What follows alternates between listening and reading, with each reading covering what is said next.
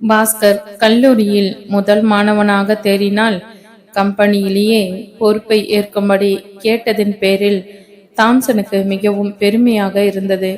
பாஸ்கர் கம்பெனியின் ஜிஎம் ஆனான். கம்பெனியின் பல மாறுதல்களை செய்தான்.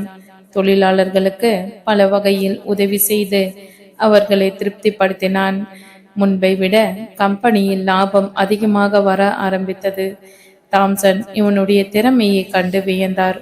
லாபம் வருவது பற்றி இவருக்கும் சந்தோஷம் இருந்தாலும் அதை முக்கியமாக கருதுவதில்லை.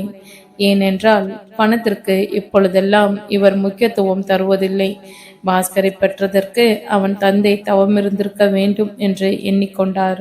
ஒரு நாள் தாம்சன் பாஸ்கரிடம் பேச்சை ஆரம்பித்தார். பாஸ்கர், உனக்கும் திருமணம் செய்திடலாம் என்று நினைக்கிறேன். ஏனென்றால் உன் தம்பி நமக்கெல்லாம் சொல்லாமல், அதுவும் உன் தாய்க்கு கூட தெரியாமல் சிங்கப்பூரில் தன் திருமணத்தை முடித்து கொண்டது மன வருத்தமாக தான் இருக்கிறது. என்ன செய்வது? எனவே எல்லோரையும் அழைத்து சீரும் சிறப்புடனும் உன் திருமணத்தை செய்யணும் என்பது என் ஆசை. அம்மாவிடமும் சம்மதம் வாங்கிட்டேன். அவங்க என்னை உன் தந்தை ஸ்தானத்திலிருந்து என் இஷ்டப்படியே உனக்கு செய்ய வேண்டியவை செய்யும்படி சொல்லிவிட்டாங்க. பாஸ்கர் மௌனமாக இருந்தான். என்ன பாஸ்கர் மௌனமா இருக்க? உங்க விருப்பம்தான் என் விருப்பமும். ஆன்டி இருந்தால் எவ்வளவு சந்தோஷப்படுவாங்க என்று நினைத்து கொண்டேன். அங்கிள், தாம்சன் நெகிழ்ந்து போனார். இந்த ஒரு வருட காலத்தில் நான் கூட அவளை மறந்து போனேன். பாஸ்கர் எப்படியெல்லாம் நினைவு கூறுகிறான் என்பதை எண்ணும்போது தாம்சனுக்கு அவன் மீது பாசம் அதிகமாகியது. சரியாக சொன்னாய் பாஸ்கர், உன் வாழ்க்கை செழிக்க வாழ்த்துகிறேன் என்று வாழ்த்தினார் அவர். Thanks uncle. சரி பாஸ்கர், நாம் நாளை மறுதினம் இந்தியா போகிறோம். பாஸ்கரின் மனதில் ஆயிரம் ஆயிரம் குயில்கள் பாடுவது போன்ற நினைவுகள் வந்து சுமதியை மனதிற்குள் பார்த்து கொண்டான். அவள் அழகை மனதுக்குள்ளேயே ரசித்தான். என்ன பாஸ்கர், கனவு காண்கிறாயா? போங்க அங்கிள், கிண்டல் பண்ணாதீங்க. சுமதியை 2 நாட்களில் பார்க்க போகிறோம். சந்தோஷமா இரு பாஸ்கர் என்று கூறிய தாம்சன் அவன் தோள்களில் தட்டி அவனை உற்சாகப்படுத்திவிட்டு சென்றார். அம்மாவுக்கு ஓவர்சீஸ் கால் போட்டு அவர்களிடம் பேசினான். அப்படியே தம்பியை பற்றியும் விசாரித்தான்.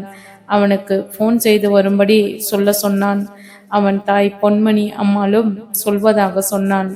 தாம்சன், பாஸ்கர் இருவரும் லண்டனில் இருந்து இந்தியா சென்றனர்.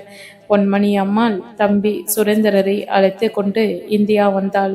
சுமதி மிகவும் சந்தோஷத்தில் இருந்தாள். அவள் பாஸ்கரை விட்டு பிரியவே இல்லை. கனவுகளுடன் மிதந்து சுமதி மிகவும் சந்தோஷத்தில் இருந்தாள். எல்லோரும் 1 மாதம் இந்தியாவில் தங்கி இருந்து மலேசியாவில் ரிசப்ஷன் வைத்துக் கொள்ளலாம் என்று முடிவு. பிறகு சென்னையிலே பாஸ்கருக்கும் சுமதிக்கும் ஆடம்பரமான வகையில் திருமணத்தை நடத்தி வைத்தார் தாம்சன். எல்லோரும் சந்தோஷத்துடன் இருந்தார்கள். சுமதியும் பாஸ்கரும் ஆனந்த தேரில் ஏறி வானில் பறந்தார்கள். பாஸ்கர், நாம் பிறரை போல் 1 2 குழந்தைகளுடன் நிறுத்தி கொள்ளக்கூடாது. நிறைய பிள்ளைகளே பெற்றுக்கணும். அவள் அவனுடைய காதருகில் ரகசியமாக சொன்னாள். அப்படியே அவன் காதை செல்லமாக திருகினாள். அடிப்பாவி, என்னம்மா கிள்ளுகிறாய்? பாஸ்கர் அவளை அப்படியே தூக்கி ஒரு சுற்று சுற்றினான். அவள் அவன் கழுத்தை பிடித்து கொண்டு அவனுடன் ஒட்டி கொண்டாள். பாஸ்கர், நான் இப்படியே உங்கள் மடியில் சந்தோஷமாய் இருக்கும் போதே என் உயிர் பிரிந்து விட்டால் நன்றாய் இருக்கும். பைத்தியமா? பாஸ்கர் அவளை கணிந்து கொண்டான். என்ன சொல்ற? உனக்கு என்ன? என்ன சுமதி? பைத்தியம்தான், உங்கள் மீது பைத்தியம். உங்களை ஒரு வினாடி கூட என்னால் பிரிய முடியாது. அசடே, சும்மா இரு. நான் உன்னை விட்டு எங்கு செல்ல போறேன்? வீணாக ஏன் வருந்துகிற? அவள் அவனுடைய இதழ்களை தன் பிஞ்சு விரல்களால் தடவிக்கொண்டே அவன் மார் மீது சாய்ந்து கொண்டாள். அவளுக்கு வலிக்கும்படி அவன் அவளை அணைத்து கொண்டான். விழா எலும்புகள் உடைந்து விடுமோ என்று அவள் அஞ்சினாள். ஆனாலும் அது சுகமாகவே இருந்தது. அவள் அவனுடைய காதருகில் மெல்ல பேசினாள். என்ன வலிமையான கைகள் உங்களுக்கு! என் மூச்சை நின்றுவிடும் போல் இருக்கிறது. அவளை பேச விடாமல் செய்தான் பாஸ்கர். அவள் இதழ்களை ருசித்தான். இருவரும் இன்பலோகத்தில் மிதந்தனர். சென்னையை விட்டு மலேசியாவிற்கு சென்றனர். அங்கு எல்லா நண்பர்களையும் அழைத்து ரிசப்ஷனுக்கு ஏற்பாடு செய்திருந்தார்கள். 3 மாதங்கள் மலேசியாவில் கில்லான் நகரத்தில் எல்லா இடங்களையும் காதல் பறவைகள் போல் சுதந்திரமாக சுற்றி வந்தார்கள். பிறகு லண்டன் சென்றார்கள். லண்டனில் 1 மாதம் இருந்தார்கள். அழகுமிகு கலைக்கூடங்களையும் பழங்கால பொருட்களையும் பேணி பாதுகாக்கும் லண்டன் நகரை சுற்றி இன்பம் கண்டார்கள். ஜாஸ்மின் இவர்களை மிகவும் பிரியமுடன் கவனித்து கொண்டாள். தாம்சனிடம் சொல்லிக்கொண்டு தங்கள் வாழ்வை இன்பமாக சூழ்நிலையில் சென்னையில் சுமதி பிறந்த மண்ணில் அமைத்து கொள்ள விரும்பினார்கள். ஆனால் தாம்சன் அவருடனே இருக்கும்படி கேட்டுக்கொண்டார்.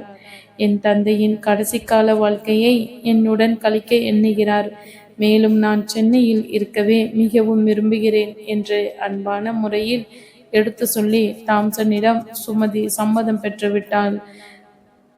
தாம்சன் பிரியாவிடை தந்து பாஸ்கரையும் சுமதியையும் இந்தியாவுக்கு அனுப்பி வைத்தார். அவர்கள் இந்தியாவுக்கு ஃப்ளைட் ஏறும் முன்பு ஏர்போர்ட்டில் பீட்டரையும் திலகாவையும் கணவன் மனைவியாக கண்டான் பாஸ்கர். இருவருக்கும் தன் மனைவியை அறிமுகப்படுத்தி வைத்தான். Peter, how are you? How are you Thilaga? நாங்கள் தம்பதிகளாக உதவிய உங்களுக்கு என் நன்றி பாஸ்கர். திலகா நன்றி தெரிவித்தாள். அவள் கண்கள் பாஸ்கரின் கண்களுடன் இன்பமான இனிய நினைவுகளை பகிர்ந்து கொண்டன. இப்பொழுது எங்கு செல்கிறீர்கள்? பீட்டர் கேட்டான். இந்தியா செல்கிறோம். அங்கேயே தங்கிவிட முடிவு செய்துட்டோம். அப்படியா? திலகா மெல்லிய குரலில் சொன்னாள். சுமதியும் பிளைட்டிற்கு நேரமாகவே பாஸ்கரும் அவர்களிடமிருந்து விடை பெற்றனர். தாம்சன் ஏர்போர்ட்டுக்கு வந்து அவர்களை வழி அனுப்பி வைத்தார். அவர் கண்கள் கலங்கி இருந்தன. தன் சொந்த மகனை பிரிவது போலவே வருந்தினார். சென்னை வந்ததும் மெர்லின் எக்ஸ்போர்ட்ஸ் அண்ட் இம்போர்ட்ஸ் கம்பெனியில் வேலைக்கு சேரும்படி மெர்லின் ராமசாமியை போய் சந்திக்கும்படியும் தாம்சன் கடிதம் எழுதியிருந்தார். மேலும் எவ்வளவுதான் பணம் இருந்தாலும் ஒருவனுக்கு சொந்த தொழிலோ அல்லது வேலையோ இருக்கணும், அதுதான் புருஷ லட்சணம் என்றும் எழுதியிருந்தார். அதன்படியே மெர்லின் ராமசாமியை சந்தித்து அவர் கம்பெனியின் ஜிஎம் பொறுப்பை ஏற்றுக்கொண்டான். சிட்டுக்குருவிகள் ஆகாயத்தில் உயரே பறந்து ஆனந்தம் அடைவது போல தங்களின் இன்ப இல்லறத்தை நடத்தி கொண்டிருந்தார்கள் பாஸ்கரும் சுமதியும். அன்று ஈவினிங் சுமதி பாஸ்கரிடம் கேட்டுக்கொண்டாள். என்னங்க, நாம் திருநீர்மலை கோயிலுக்கு போய் வரலாமா? ஓஎஸ், போகலாமே டார்லிங். அவள் அன்று பாஸ்கருக்கு பிடித்த ரோஸ் கலரில் பட்டு புடவையை கட்டி கொண்டிருந்தாள். அவர்கள் 5 மணிக்கே திருநீர்மலையை நோக்கி சென்று கொண்டிருந்தனர். கோவிலை அடைந்ததும் எப்பொழுதும் போல் சுமதி பாஸ்கரை விடாமல் பிடித்து கொண்டே படிகளில் ஏறி வந்தாள். சுவாமி தரிசனம் முடிந்ததும் 1 மணி நேரம் குளக்கரையில் உட்கார்ந்து குளத்தில் உள்ள மீன்களுக்கு பொறியை போட்டு கொண்டிருந்தாள் சுமதி. அவள் அழகை தனியே அமர்ந்து பருகி கொண்டிருந்தான் பாஸ்கர். 6:30 மணிக்கு கோயிலை விட்டு புறப்பட்டு வந்து கொண்டிருக்கும் போதுதான் அந்த கொடிய சம்பவம் நடந்தது. எவனோ கொடி போதையில் வண்டியை ஓட்டுபவன் போல் வந்து பாஸ்கரின் பைக்கை இடித்து தள்ளிவிட்டு சென்று விட்டான். சுமதியையும் என் நிலைமைக்கு ஆளாக்கியவன் யார் என்றே தெரியாமல் போய்விட்டது. பாஸ்கர் தன் எண்ண அலைகளில் இருந்து மீண்டான். சுமதி தூங்கிக் கொண்டிருந்தாள். மணியை பார்த்தான். இரவு 2 இருந்தது. நிசப்தமாக இருந்த இரவு இவள் தூக்கத்தை விழுங்கிவிட்டது. மாடிக்கு சென்று உலாவிக் கொண்டிருந்தான். தன் வாழ்க்கையில் எப்பொழுதுமே துயரம்தான் மிஞ்சுமா என்று தன்னைத்தானே கேட்டுக்கொண்டான். அம்மா வந்தால் அவர்களை எப்படி சமாளிப்பது? அவர்களை இந்தியா வரவிடக்கூடாது. எப்படியாவது மலேசியா சென்று மெதுவாக விவரத்தை சொல்லி சமாளிக்க வேண்டும் என்று எண்ணமிட்டபடி உலவி கொண்டிருந்தான். சிறிது நேரம் கழித்து வந்து படுத்தவன் காலையில் லேட்டாகவே எழுந்தான். சுமதி அவளாகவே எழுந்து பாத்ரூம் செல்ல வீல் சேரை தள்ளி கொண்டு சென்றான். பாஸ்கரை எழுப்ப அவள் மனசு இடம் தரவில்லை. அவள் செல்லும் போது பக்கத்தில் இருந்த சுமதி சுவற்றில் இடித்து கொண்டாள். தன்னை மீறி அம்மா என்று அலறினாள். அவள் குரல் கேட்டு பதறிப்போய் எழுந்த பாஸ்கர், சுமதி, என்னம்மா, ஏன் இப்படி செய்தாய்? என்னை எழுப்பக்கூடாதா? மல்லிகா வந்துவிட்டாள். சுமதியை பாத்ரூமில் இருந்து அழைத்து என்று அவளை பாத்ரூமிற்கு அழைத்து சென்றான். அதற்குள் வருவதற்கும் மல்லிகா காப்பி கலந்து கொண்டு வருவதற்கும் சரியாக இருந்தது. என்ன மல்லிகா, இன்று லேட்டாகிவிட்டதா என்றாள்.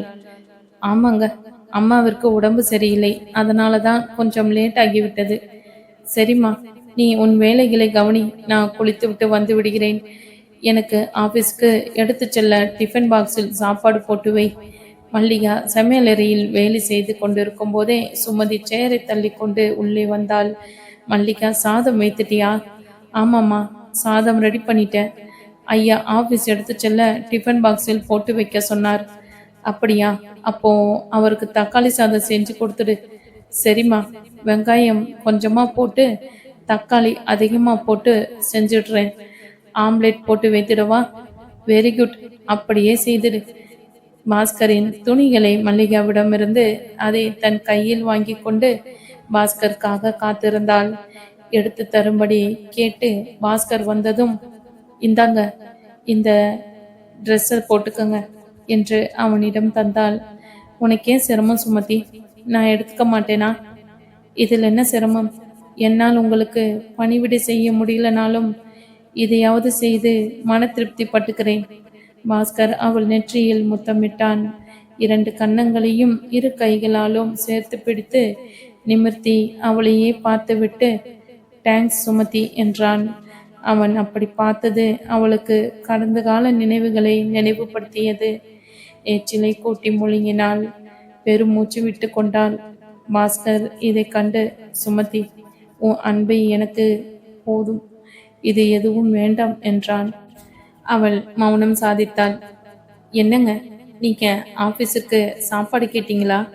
ஆமா சுமதி, தினமும் ஹோட்டல் சாப்பாடு பிடிக்கல, அதான் கேட்டேன்.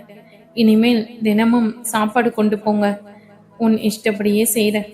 மல்லிகா பரிமாற இருவரும் சாப்பிட்டு முடித்தனர். சுமதி டிஃபன் பாக்ஸை மல்லிகாவிடம் தந்து வண்டியில் வைக்கும்படி சொன்னான். பாஸ்கர் ஆபீஸ் புறப்படும் முன், இன்றைக்கு கொஞ்சம் லேட்டாக வருவேன் என்று சொல்லிவிட்டு சென்றான். பாஸ்கர் காலையிலிருந்து 10 போன்களுக்கு மேல் செய்து அப்பாயின்மெண்ட் வாங்கி கொண்டாள். சிட்டியில் உள்ள பெரிய பெரிய புள்ளிகளை சந்திக்கவே அப்பாயின்மெண்ட் வாங்கியிருந்தான்.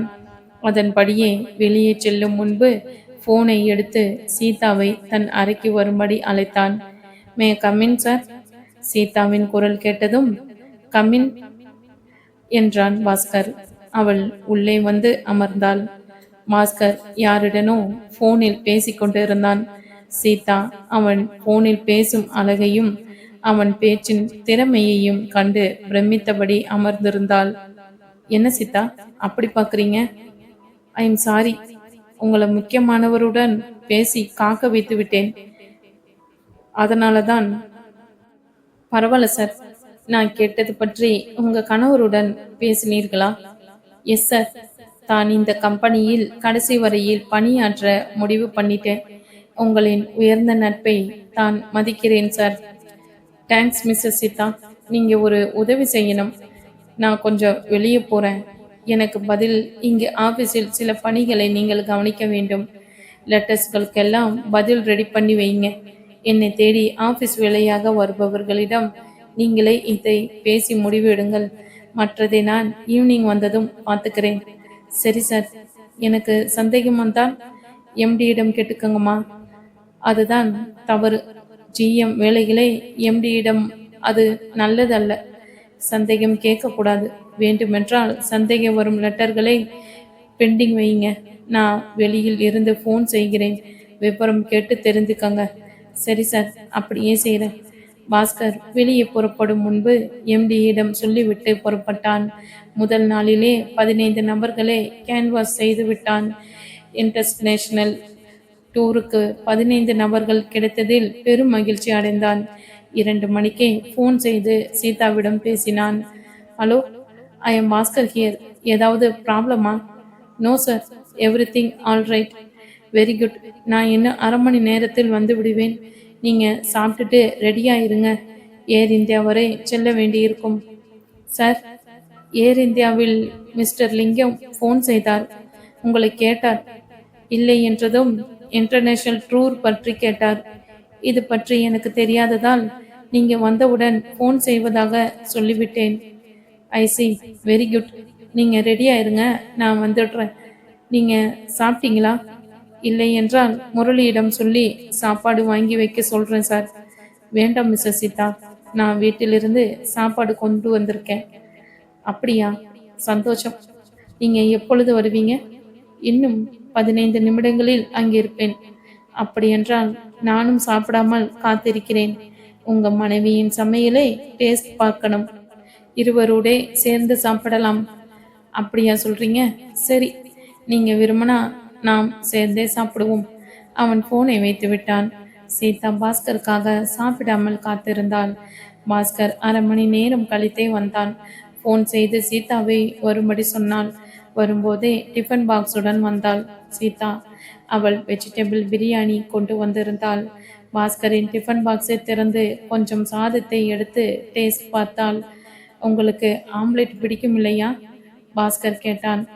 பாதி ஆம்லெட்டை எடுத்து அவளிடம் தந்தான்.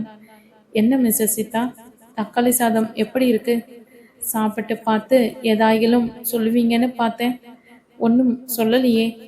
தக்காளி சாதம் பிரமாதம். அதனால தான் பாதிக்கு மேல் நானே எடுத்துக்கிட்டேன். நீங்கள் வெஜிடபிள் பிரியாணியை சாப்பிட்டு பார்த்து நன்றாக இருக்கான்னு சொல்லுங்க. பாஸ்கர் வெஜிடபிள் பிரியாணியை ருசி பார்த்தான். டேஸ்ட் பிடித்திருந்தது. சொல்லிக்கொண்டே அவளை பார்த்தான்.